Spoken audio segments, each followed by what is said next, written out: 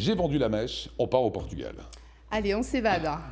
C'est parti. Alors, pas en moto cette fois-ci, mais en avion. Alors, on va partir pour la capitale portugaise, à 2 heures de vol de l'Alsace. On s'évade. 2 heures de vol. 2 heures, il y a 1 heure de décalage. Donc, il faut compter à peu près 2 heures, 2h10 de vol. Ok, et on découvre directement. Et on découvre directement images. cette belle destination variée, destination vacances. Il faut savoir que Lisbonne dispose d'une histoire riche et variée, une vie nocturne trépidante, un excellent climat tout au long de l'année. Il faut le souligner, c'est quand même pas désagréable. C'est au bord de la mer. C'est au bord de la mer, on a plein d'activités, d'attractions touristiques. Alors elle arrive à avoir vraiment une ambiance accueillante, libérale, tout en restant fidèle à son patrimoine riche et culturel. Elle plaît à toute variété de touristes, si je puis dire, que ce soit des familles, des jeunes, des amis. Quand vous dites tout le monde patrimoine riche et culturel, on voit justement une magnifique cathédrale. Ça en fait partie, c'est ça? Ça en fait partie, tout à fait. Alors effectivement, vous allez voir église, musée, fondation. Ça va être un petit peu frustrant parce que selon le nombre de jours, il y a tellement de choses à voir que vous ne pourrez pas... Voilà, il y aura des choix à faire. Tu pars pas 24 heures, quoi. Non. Ou t'as les boules. Où t'as les boules.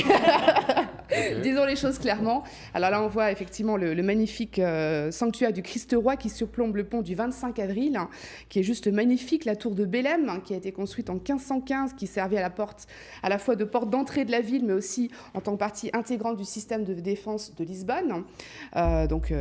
Magnifique. C'est beau, Magnifique établissement, qui fait d'ailleurs partie d'une des 7 merveilles du Portugal. Également le monastère des Hiéronémites, qu'on voit là à l'image, avec son imposante église, ses tombeaux. Donc bien sûr, ne restez pas à l'extérieur, rentrez dans l'église, allez voir les tombeaux, allez visiter. Toujours le petit guide à la main pour préparer un peu sa visite. Et après, on peut se faire un peu de baignade? On peut se faire de la baignade, puisqu'effectivement... on parle toujours de plage dans mes chroniques. Vous savez que j'adore me baigner. Alors oui, Lisbonne, effectivement, est au bord d'un magnifique littoral.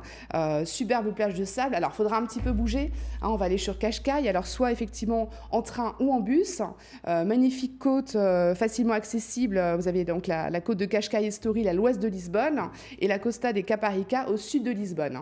Un peu plus loin, effectivement, alors là, il faudra prendre un véhicule de location, les plages sauvages de la Serra da Sintra ou alors la Serra des Arabida. Ce qu'on voit là, les images, une mer qui est bien agitée, ça surfe. Tout à fait, ça surfe. On peut faire un petit peu de...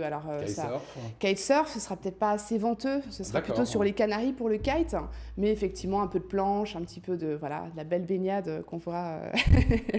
Vous avez mis un joli maillot à l'écran, Lionel.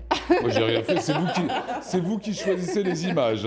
Voilà, un moyen de se déplacer, un moyen sympa à Lisbonne. Alors, effectivement, un moyen sympa, un moyen incontournable, c'est le tramway. Effectivement, incontestable. Alors, c'est moyen de transport courant pour les Lisboètes, les habitants de Lisbonne.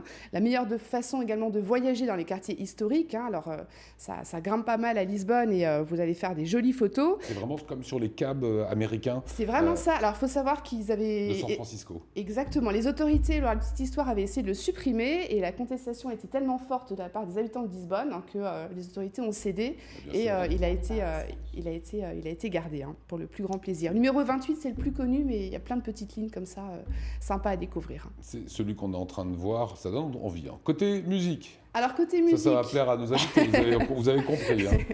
Et oui, on a envie de parler de plein de choses quand on parle de Lisbonne. Alors, côté musique, vous allez bien sûr découvrir la musique du fado. Alors qu'on soit fan ou pas, il faut découvrir, il faut sortir. La vie nocturne à Lisbonne est quand même assez agitée, dense.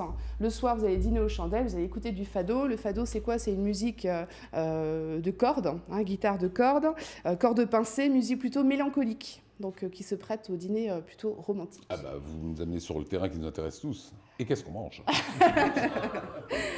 Alors, il y a plein de choses, effectivement. Je ne vous parle pas de toutes les spécialités, mais je dirais une chose incontournable, c'est le pastel de Belém. C'est le summum de la pâtisserie portugaise, ce petit flan dans une pâte feuilletée. Vous connaissez Célia? J'adore. C'est gras, mais c'est délicieux. Alors voilà, il faut goûter, c'est pas grave. On est gourmand, on a envie de découvrir, donc c'est à ne pas manquer. C'est le symbole de la gastronomie portugaise. Et ça s'appelle comment, vous avez dit? Le pastel des... Belém. Les pastels des Belém. Pastel des Belém. Les pastels. Les pastels. J'ai demandé à une amie portugaise. J'aime beaucoup. Dis-moi. Une bonne astuce maintenant pour partir. Alors la bonne astuce, effectivement, mon coup de cœur, c'est le quartier de Bairro Alto. Il y a plein de jolis quartiers à découvrir à Lisbonne. Celui-ci, j'ai vraiment adoré parce qu'il a deux facettes. La journée, c'est plutôt calme, c'est plein. Alors, salon de tatouage, Petits commerces, petits magasins, jolies terrasses qui surplombent Lisbonne, donc c'est vraiment à découvrir. Et le soir, et ben là, c'est la grosse fête. Hein, les rues sont remplies de jeunes Portugais, de touristes, c'est très cosmopolite et très animé, donc il y a vraiment des super soirées. Terrasse remplie. Terrasse remplie, petites bougies, c'est très sympa. Allez, avec l'accent, le petit pluche. Le petit pluche, il a réussi à me faire céder. Alors, au départ d'Alsace, toujours, on a 2 superbes propositions au départ d'Alsace. On peut partir tous les jours avec EasyJet, un vol direct Mulhouse-Lisbonne, hein, ce qui permet de faire soit un week-end, soit du midweek, une semaine, plusieurs jours de vacances. Ou alors le vol Ryanair au départ de Baden-Baden, les mardis et les samedis, toujours en vol direct. Et Karlsruhe, Karlsruhe, Baden-Baden, Ryanair. c'est la même, évidemment, Karlsruhe, Baden-Baden, c'est la même chose. Exactement.